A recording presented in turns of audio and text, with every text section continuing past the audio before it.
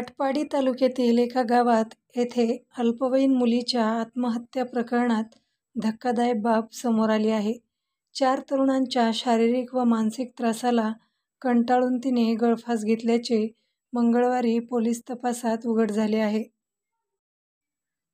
या प्रकरणी राजू विठ्ठल गेंड, रामदास गायकवाड, रोहित सर्जेराव खरात आणि अनिल नाना काळे यांच्यावर आटपाडी पोलीस ठाण्यात गुन्हा दाखल केला आहे.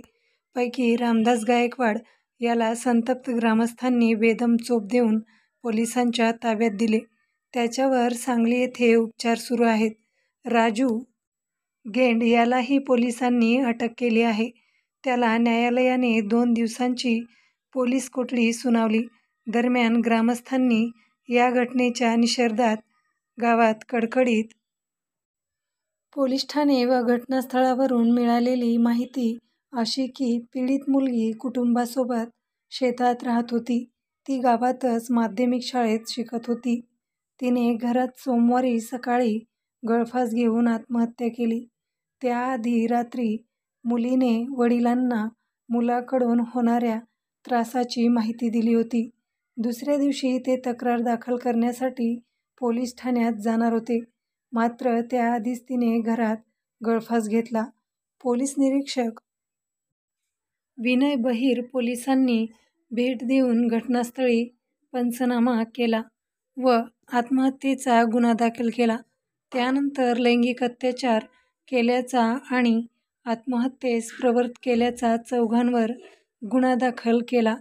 त्यातील 2 पसार असून एकाला अटक केली आहे, तर एकावर दवाखान्यात उपचार सुरू आहेत. गेल्या काही दिवसांपासून शाळेला येता आणि जाता हे तरुण तिचा पाठलाग करत होते. शारीरिक मानसिक त्रास देत होते. तसेच मोबाईलवर संपर्क साधून त्रास देत होते. त्यामुळे मुलगी अस्वस्थ होती. यातील राजू विठ्ठल गेंड हा तिच्यावर दबाव टाकून शरीरसुखाची मागणी करत होता. तिने धुडकावली होती. त्यानंतर तिच्यावर अधिक दबाव वाढवला. राजू गेंड याने जबरदस्तीने तिला एका गावातील खोलीवर नेत अत्याचारही केला होता. त्याचा एकाने व्हिडिओ बनवला होता. तिला त्याची भीती दाखवली जात होती. त्यामुळे भयभीत होऊन ती तणावाखाली वावरत होती. या तरुणांचा त्रास वाढतच चालला होता. रविवारी रात्री तिने जेवताना पालकांना तिला होणाऱ्या त्रासाची माहिती दिली. दुसऱ्या दिवशी ते पोलीस ठाण्यात गुन्हा दाखल करण्यासाठी जाणार होते.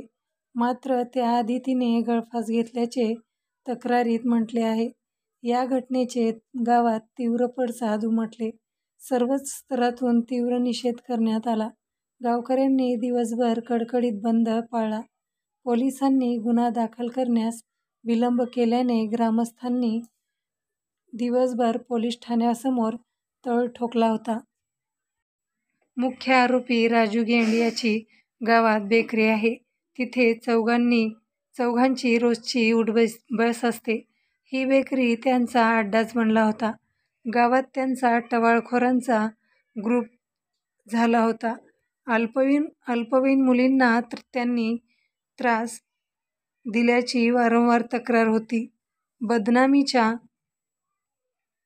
भीतीने तक्रारीसाठी कोणी पुढे येत नव्हते.